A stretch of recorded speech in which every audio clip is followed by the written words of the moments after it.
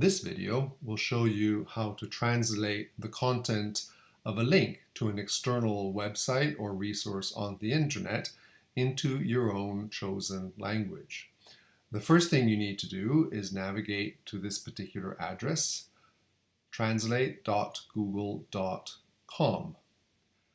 You will then go to the website you would like to translate. In this case, I've simply chosen a website in English on learning styles, and select the address of the page in your browser and copy it. Then return to Google Translate and you will paste that address into the box here. It is best to put in detect language. You can also select English if you want, but detect language will make it automatic. Then on the other side, choose the language of destination. You will see that on top are the favorite languages that have been used the last time in the browser, but here let's just choose, for example, Portuguese.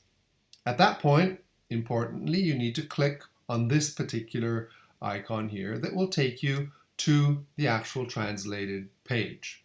It may take a few moments to translate, but here now is the translation into Spanish of that particular link to an external website.